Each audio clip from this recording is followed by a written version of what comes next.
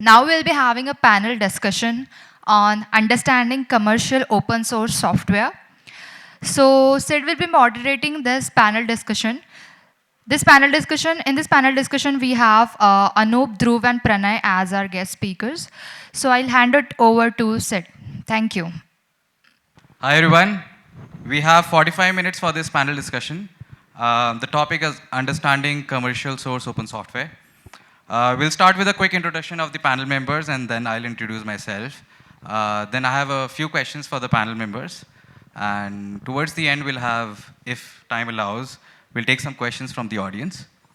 You want to go first? Okay, Dhruv, you go first. Okay. 1 minute intro. Wow. I was more prepared for like one-liner, two-liner, but quick hand raise from the audience. How many of you are builders here? Okay. And how many of you derive the joy from building software? Cool. So that's what our company does. I'm a co-founder of Middleware. We help engineering teams in corporates bring back the joy of development, which gets lost in many processes, bottlenecks, and all the boring stuff. So we get the engineers out of that boring stuff and let them focus on the things that matter. Cool. Thank you, Dhruv. Next up, Anoop. Hey everyone, I'm Anoop. I'm the founder and CEO of the company Bruno. I also happen to be the creator of the tool. It's something that I've been building over the past 3 years. Bruno is an open source API client that is fully local. We are defining a new category of API clients, which is file-based API clients, where your entire API collection or examples are stored directly on your file system, which enables you to collaborate them using it. Thank you, Anoop. Cool. Hey folks, I'm Pranay. I'm one of the founders and maintainers at Signos. So Signos is an open source observability product. We help developers monitor applications, monitor infra which they are running, send logs to us, and we do it in a single pane of glass view, so you don't have to run multiple applications to monitor this. And yeah, we have been around for 3 years now. Yeah. Cool. Thank you, Pranay. And thank you, all three of you, for coming here. I think this is the only commercial discussion panel in this event. My intro, I'm Siddharth. I'm a partner at this fund called Grayscale Ventures. We are India's only dev-focused VC fund. We have invested in companies like Hasura, Test Sigma, S2, Bytebeam, and Middleware. And thank you, FOSS United, for having this panel.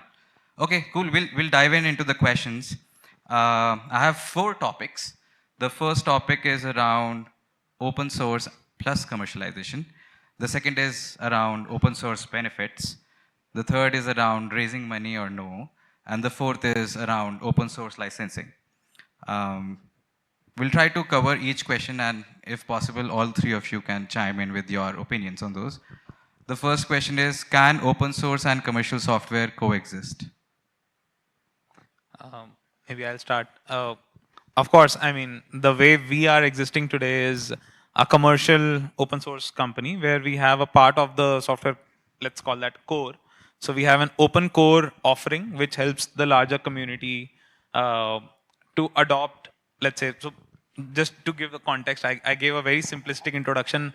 So what we do is we are an engineering efficiency platform. So we offer metrics for engineering teams on how they can improve their efficiency, their workflow. And the way, in my opinion, open source and commercial software can exist is what we have opted for. We have open sourced a fundamental framework called Dora metrics for our customers and for the larger community to adopt. And then once they become a larger company, when their needs are more complex, likely they are deriving, more enterprise interest out of that. That's when we start commercializing it and also make money out of it. So that's a model that I think is sustainable for larger impact stuff. And do you have non-open source companies in your space? I think we have all the companies which are non-open source in our space. So we are the only commercial open source software the engineering metric space. Got it. Okay. Anoop, you want to take a stab at it? Yes.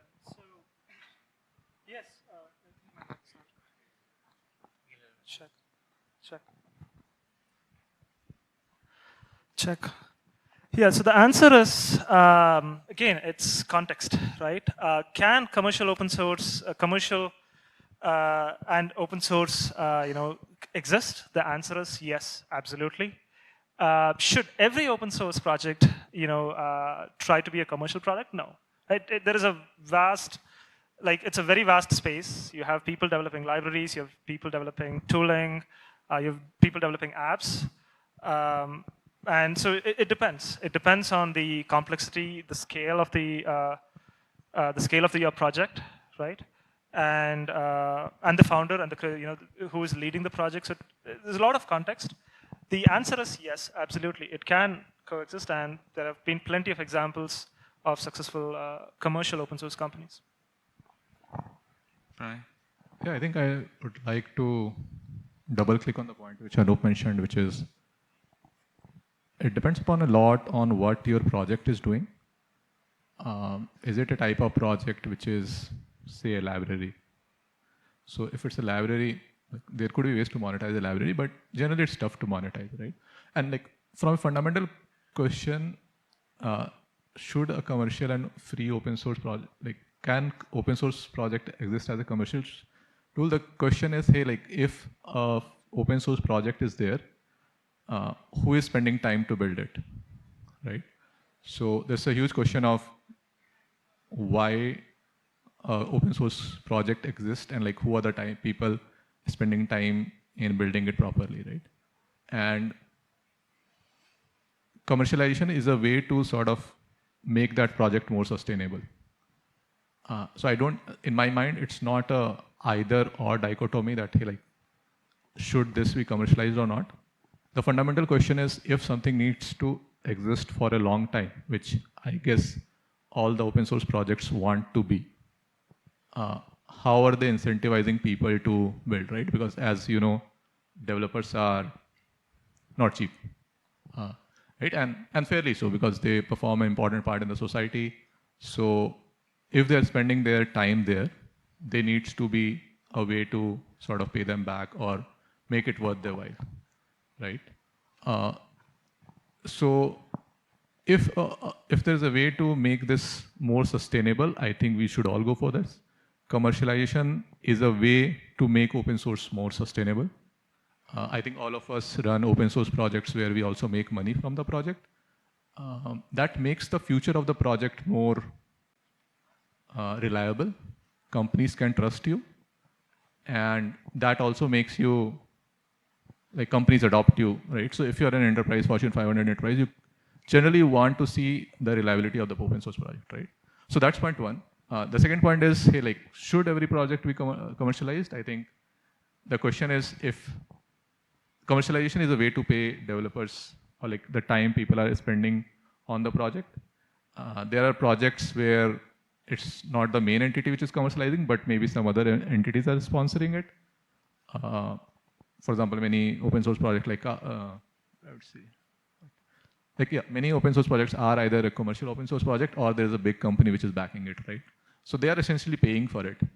Like Apache is bringing so many open source projects under an umbrella, and there are a lot of commercial enterprises which sponsor Apache. Yeah. So they are essentially paying for it, right? And that's fair. If something is adding value to the world, the people who are working on it should get paid.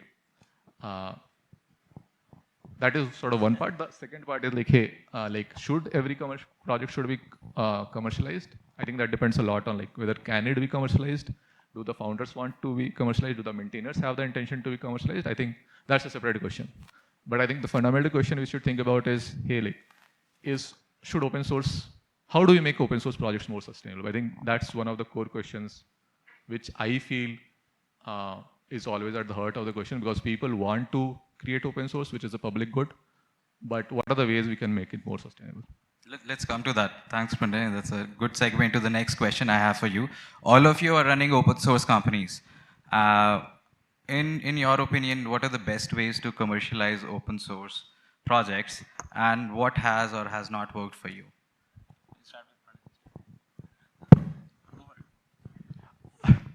Cool. So our view is that open source projects should be monetized. Our belief is that open core should be the default. So I would go as far as to say there should not be any proprietary software, especially if it's for like developers, right? Like why do you want to build proprietary software?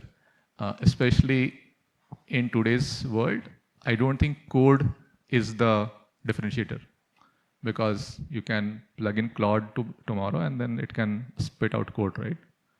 So if code is not the differentiator for a project, why not open source it? Like it will be commercial good, it will be public good, which people can build on top of, people can learn on top of.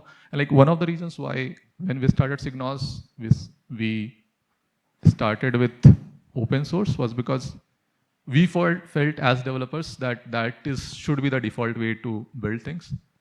In our domain, when we started like in 2021, there were no good open source tools, which like there was a huge difference between what proprietary tools were doing and what open source tools were doing, right? And we're like really pained to see like, hey, why is the open source products not as good as like the proprietary tools? Because if you're a developer, you want to, like if you have two products, like proprietary product and open source product, if the product is as good, you always choose a open source product. At least our view was that, like me and my co-founders, right? So that was our thought process that, hey, like any tool, especially if the developer is the audience, right? It should be open source because we like to play with the code. I would like to understand, like, hey, for example, today anybody can go ahead and fork signals or like look into our code base and see how we perform, say, query optimization, right? Or how our database schema is structured. And I think that's very powerful. It helps developers, and we have seen lots of developers in the community trying to understand, go deeper into it, and understand how things work. And I think it makes the ecosystem more sort of positive. That, hey, like tomorrow somebody can fork signals and build on top of it. Of course, it's a risk for me, but like as a innovation ecosystem which we want to build, that is net positive, right? So I think the question I have is like, why is not every product open source, at least which is, or open code, right? At least which is for developers. What was the second? In terms of just commercializing what you're building, right? Like, you can commercialize by giving hosted service. You can provide premium features. You can provide a managed service. You can provide support. Are these few things? Are these few of the things that you have tried? What has worked for you? Sure.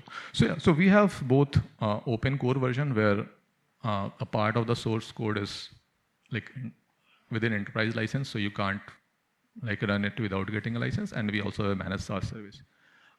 Especially for our domain where people send a lot of data to us, management of the infrastructure, like Signal's infrastructure, is not as easy.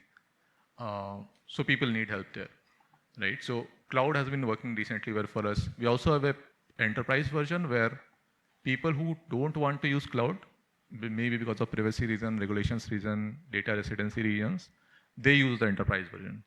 So yeah, these has been the two models worked for us. We also tried support.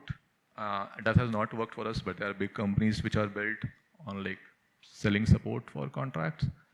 Yeah, like enterprise, like making it open core with part in enterprise, that has worked for us, and having a hosted service. But it's very context driven. I think each of these will have a different answer. Cool. Thank you, Pranay. Anoop, you want to take a stab at it? Yeah. So before I enter into the how, like, what are the different ways? Just the previous question on is it commercialization itself possible? We are the proof, at least. Bruno is bootstrapped. Nothing against capital, but we are bootstrapped. We are 7 full-time people, and we take salaries home, and we make money from the product. So it is possible. Now, the question on how to commercialize the project, right? I'll answer that question, but there is a fundamental question that anyone who wants to commercialize, your goal should be to, when you're building open source, if you start with that commercialization angle, you're never going to, you have to love what you're doing. Like with Bruno, even if I don't make money, I'll still continue doing it. I'll still love building that product, right? So that's the key first. So you should first love what you're building. And once you have that, once you have adoption, then comes the question of, okay, how do you commercialize it and build a sustainable model, so have an economic engine that drives the project further, right? Because you cannot, you need resources and people and time, right? At a certain point, it becomes, you need it. The question, what are the different approaches? I think the most popular approach is providing hosting, right? ERP Next does that. They have a fully open source software, and you can self-host it. And but most people don't want to self-host, and they would rather buy your cloud version, just for convenience reasons, right? You don't want to pay somebody to manage that server and get updates, and it's very difficult, right? So that is one straightforward approach.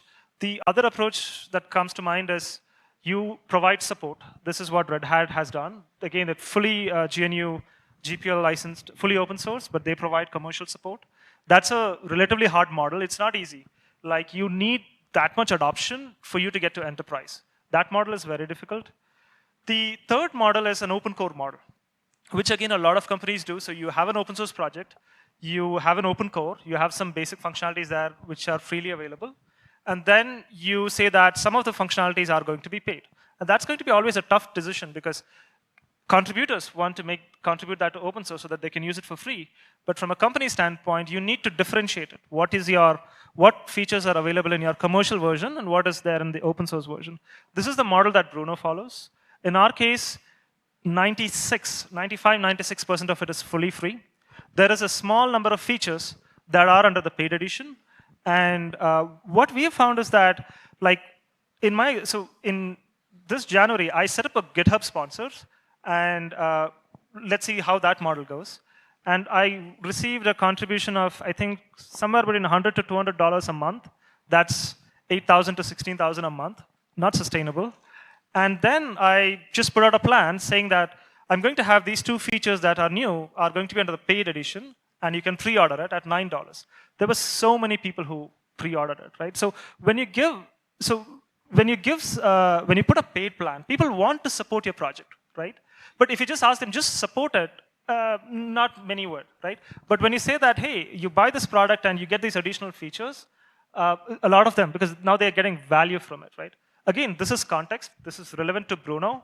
Might not apply for everyone, but that's how we have monetized Bruno so far.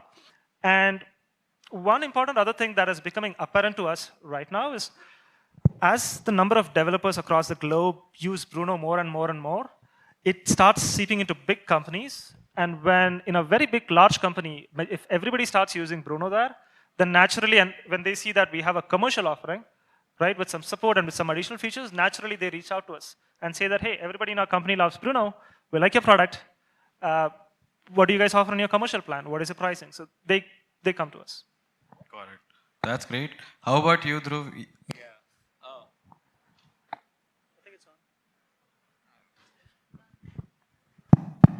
Hello. Yeah. I think a lot of it depends on the context. What is the value prop that you're selling?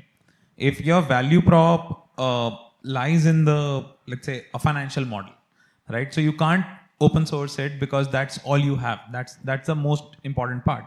But a lot of softwares that people create are just a codified version of an available public knowledge, right? And that's what people are automating. They are making it easier.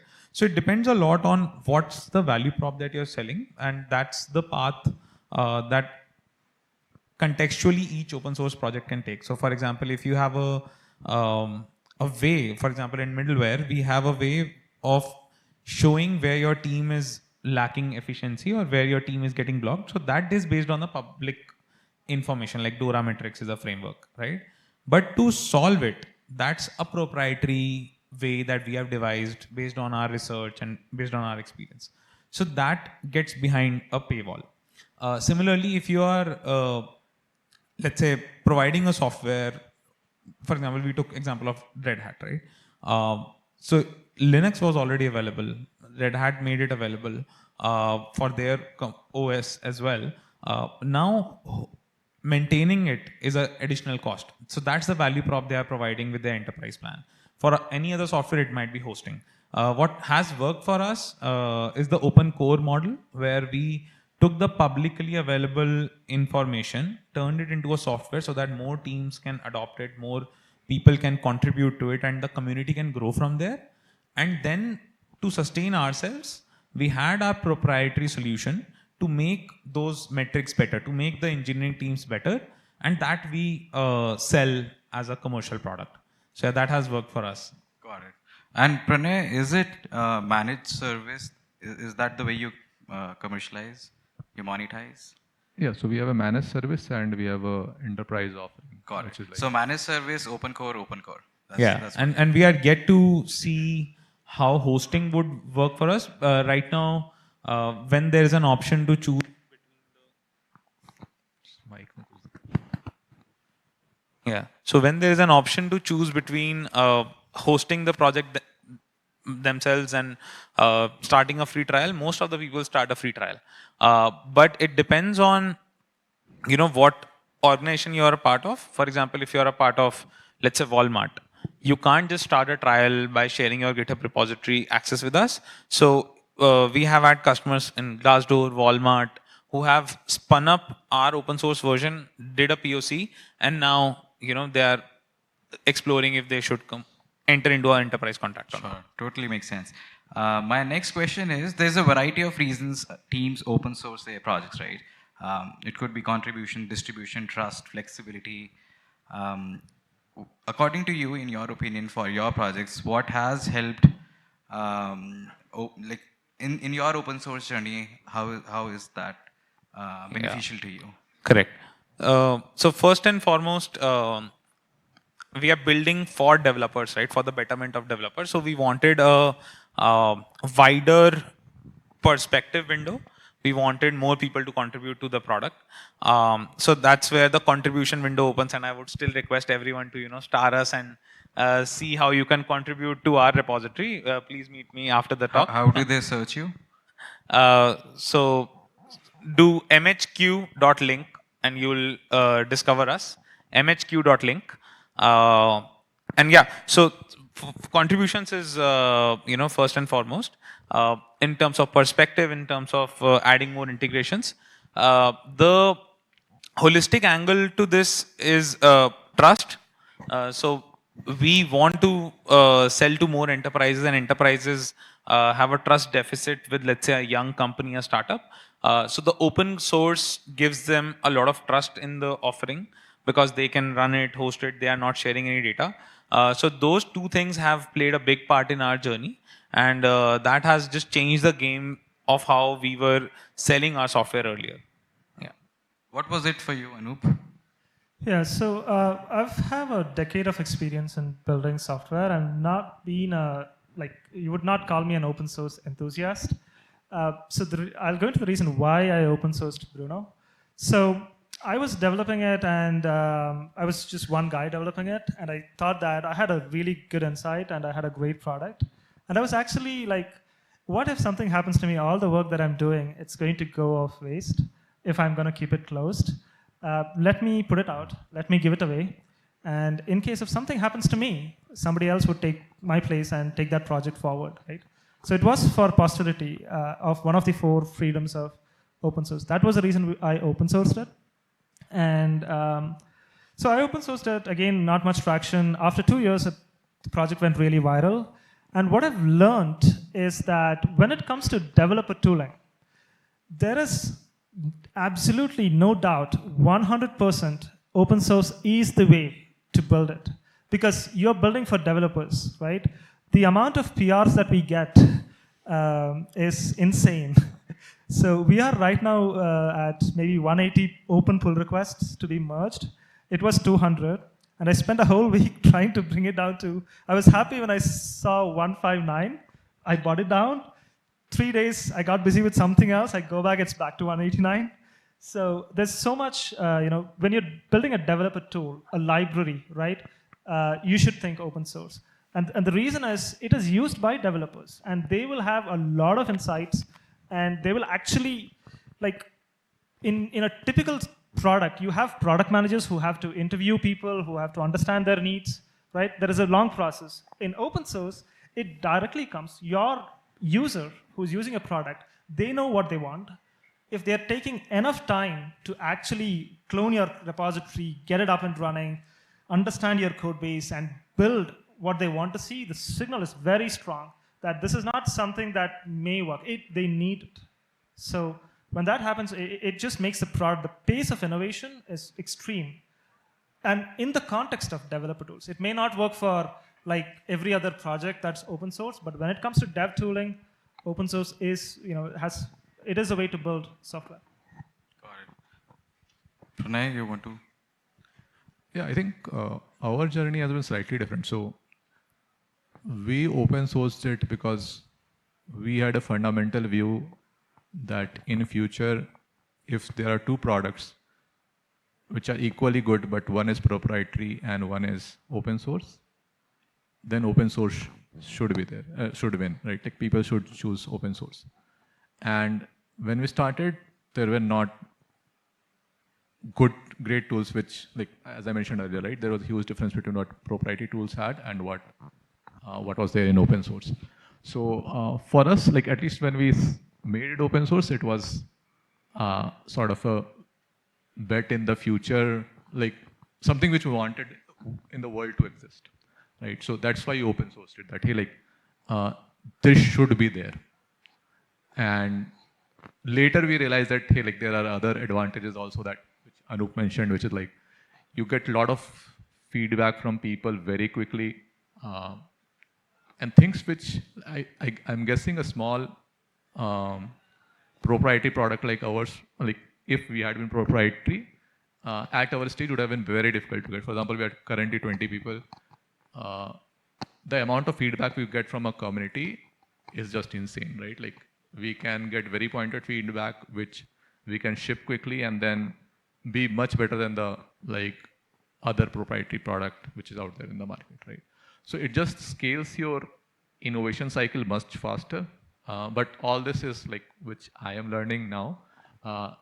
When we open sourced it, it was just that, hey, like, this is something which we believe should exist. We were wondering why it is not existing, was not there till now. And now once we have built it, we have like more projects similar to ours in this space. But yeah, like that's where we started. Got it. An orthogonal question just for you, Pranay. You rely on open telemetry, right? Why not build it on your own? Why not build what? Like what the tech open telemetry has built, why not build it on your own?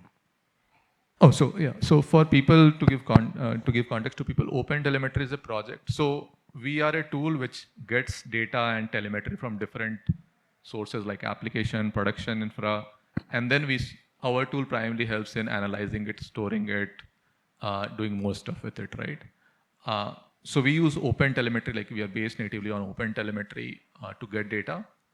I think that also sort of happened coincidentally. When we started, open telemetry was just maturing.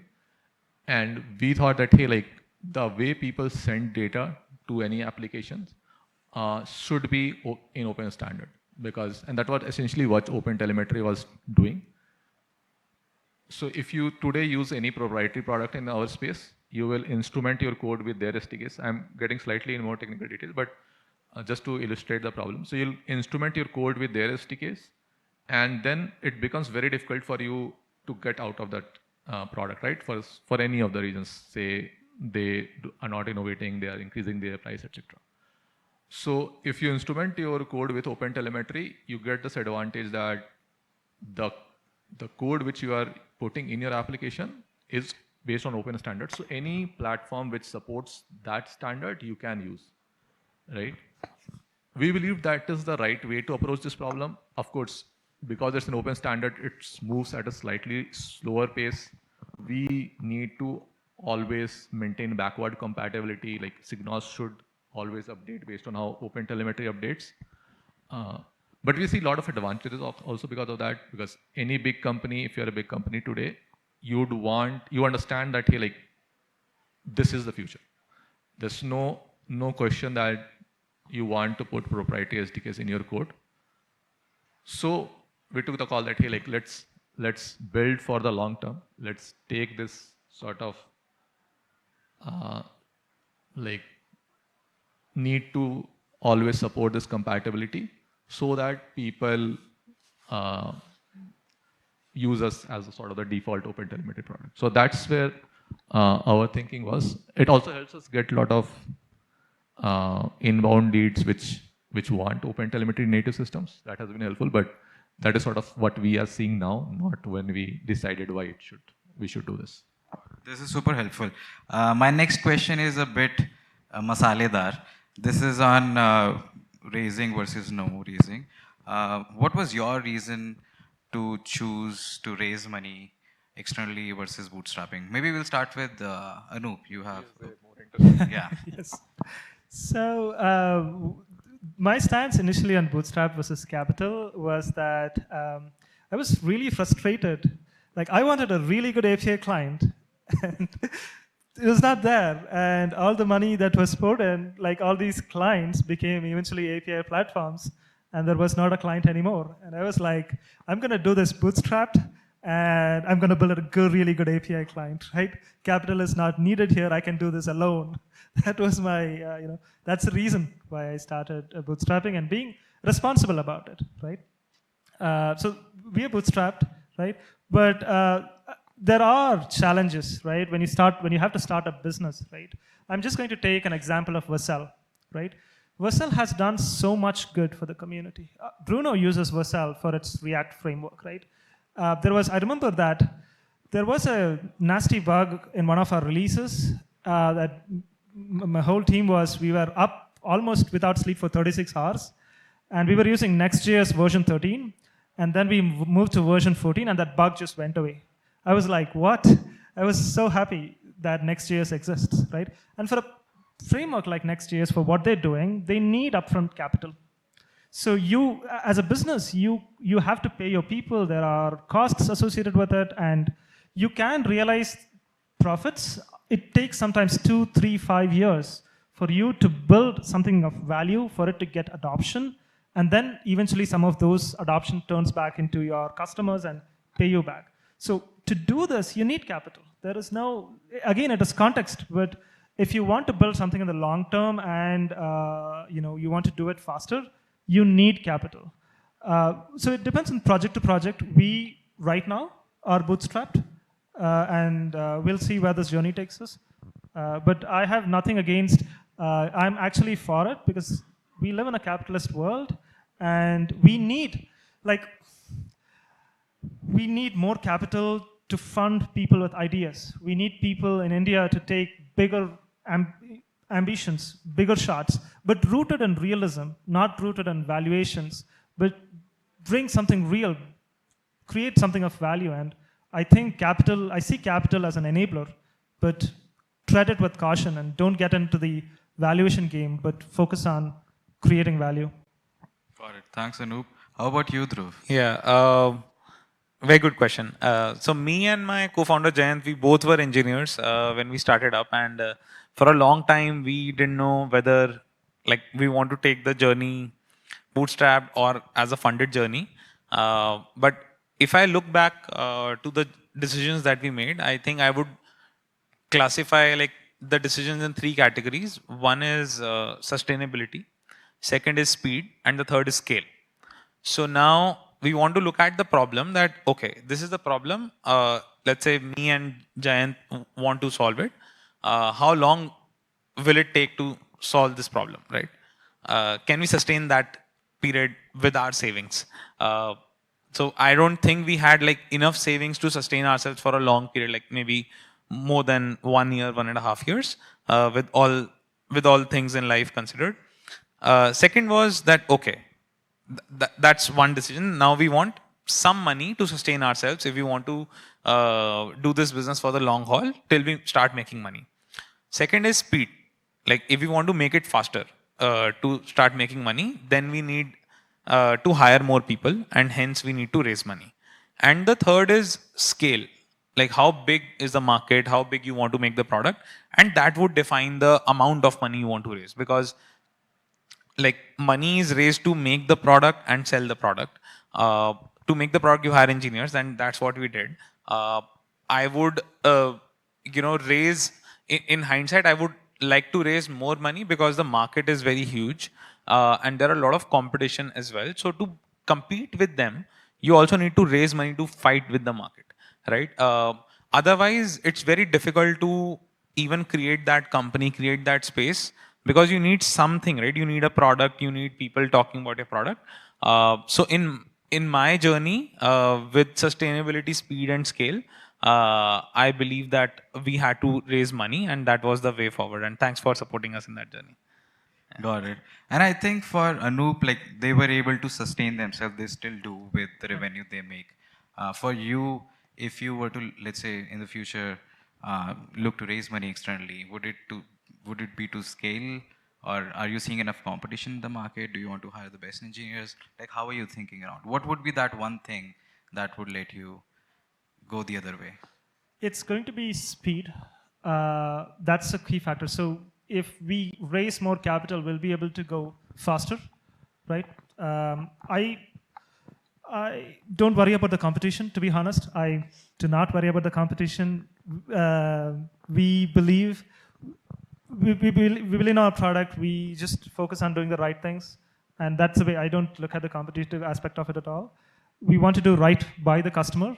And doing right by the customer also means how fast you can deliver the features that they want, right? So if we were to raise capital in the future, that will be to accelerate our product journey.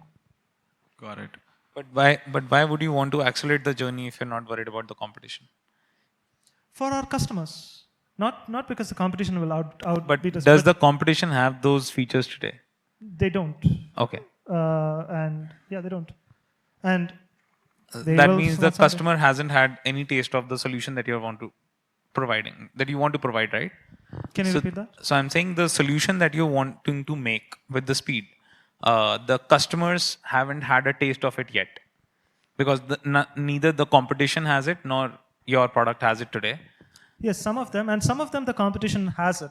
Like we are not a breakthrough product in terms like we have redefining the way you'll do that thing. So there is already competition where they've been added for a long time, and there are a lot of features that they have. So when people come to us and they say that, oh, we love your product, we love what you do, your minimalism aspect, your Git-friendly aspect of it, but we miss this thing, right? And then if you look into our GitHub, it's 900 issues. That's just crazy. So it's overwhelming. So and then when you think about capital that way, okay, you want to do right by your customers, and most customers, right? Most customers are like, I want a great product. There are people specifically who take a ideological stance when it comes to open source. But when you look at the mass market, the people who use your product, they're like, Anoop, just build a team, build a great product. That's what we want, right? And figure out how you want to monetize it, but build a great product. That's what the market wants. And we may, I don't know. It's in the future. Yeah. I don't want to comment on it. Makes sense. Pranay, I'll ask you a different question, but within the same category. Do VCs like open source route? Does it deter them from investing? And what is your experience in fundraising from domestic VCs compared to global VCs? Yeah, I think you are a VC, so you can answer that better. But I think they liked it during the ZERP era, when the interest rates were quite low. I am hearing they are not liking it so much. Maybe you can confirm. But fundamentally, what we... And is that true for everybody or just domestic investors? I think it broadly applies to everybody, like investors in US, investors in India. So, because during ZERP era, so by ZERP era I mean 2020 to 2022 and roughly, I guess, when money was more cheaply available, people were investing more on like traction, GitHub stars, etc. And sometimes it's easier to get GitHub stars in in open source versus like getting customers in SaaS products, right? And many times that's also a pre-indication of like, hey, is there demand for this product? So VCs were using that metric as a way to justify their investment, I'm guessing. So that was happening a lot in 2020 to 2022 era. Now it has, like VCs are asking tougher question, which I think they should. Costly money makes the ecosystem better. Like it pushes you to innovate further, ask differentiation questions, etc. Versus, hey, like I have so many GitHub stars or so many contributors, right? So yeah, that's my understanding, but maybe you can confirm or not confirm. Yeah, Anoop, go ahead. So my experience is that VCs, the only thing that matters is traction. Traction. And when it comes to open source, it's GitHub stars and community usage. Is somebody using your product a lot? Is your growth growing? Is your user base growing, right? Forget the monetization model. Do you have traction, right? Either in terms of your users, then you're going to they will reach out to you. You don't have to reach out to them. Second is GitHub stars. People gamify it, but the increasing number of GitHub stars is a proxy that a lot of developers find this tool useful, and they're going to, it has traction. And the next question is, why does traction matter, right? It matters because it is what that leads to distribution, right? And once you have distribution, you're king. Like you just take VS Code. It has distribution. It just went from 0 to 100 million VS Code GitHub Copilot, 100 million ARR in such a short span of time. The only reason is distribution. So even if you don't have an immediate monetization model, the moment you see traction, VCs will invest, will help you to scale your product in hopes that you will eventually get to distribution, and then you can figure out how to monetize that distribution. And distribution is the key. Like Apple, the ecosystem, it is like when it comes to, because VCs are also looking for big multiples of exits, and that only comes from distribution. Sure. One last question from my side, and then we'll open up for the audience. This is a bit boring, but very pertinent to the open source market. Why did you choose your specific license, permissive versus non-permissive? And maybe you can tell the audience like which license you're using right now. Okay, so Yeah, go ahead. I'll start. So we use a permissive license. Our license is Apache 2.0. The idea was very simple, that the engineering metrics market, or basically engineering organizations looking into metrics, is very new idea. As Pranay mentioned, in the ZERP era, money was cheap. A lot of companies were raising like shit tons of money, and hence they were hiring more. And to every problem that could not be solved faster, they were just hiring more developers to solve it. And as times have changed, a lot of engineering organizations have become accountable, or are being like held accountable to why do you need 100 developers when you can do this in 80 developers? And that's when engineering metrics are coming into play in even the boardrooms. And now, in our conversations with some of the customers, some of the investors are also asking for DORA metrics and stuff. So it is very new, it is very noisy. And we wanted to give a foundation stone to that idea, to that space. And hence we wanted more people to contribute to the foundation stone in the space, which is the DORA metrics. Google introduced it, Google open sourced that model, and that's the model that we made the product on. So there was nothing to hide. It was not an IP that we were creating in terms of the framework. We were creating an IP in terms of the product, and hence, like for context, IP is intellectual property. So we wanted it to be the most permissive license for two reasons. One is the developers and the community love more permissive like licenses in projects to contribute, to work with. And second is organizations are also not afraid of using your product, which gives us a good lever to enter, to get a foot in the door. We just have 2 more minutes. Yeah, 1 minute. so we had to choose between MIT and GPL. The reason why I chose MIT for Bruno is that it's permissive, but it's also permissive for the creator. You can have that code, you own it, and you can build some proprietary version on top of it and sell it. You cannot do that with GPL. With GPL, everything that you build, you have to release back. MIT gives you the freedom. It's permissive to everyone, including the creator, and that's why I chose MIT. Pranay? Yeah, so we have, so we are open core. We have an MIT, like base is MIT, and then we have a proprietary folder. We chose MIT simply because of trust. So we are a product where companies install us in their infrastructure. Trust is very important for them. Many companies don't run code which is GPL, I guess. So that's like the path of least resistance for us for choosing MIT. Got it. That's it for today. This panel. Thank you, Pranay, Anoop, and Dhruv. Thank you.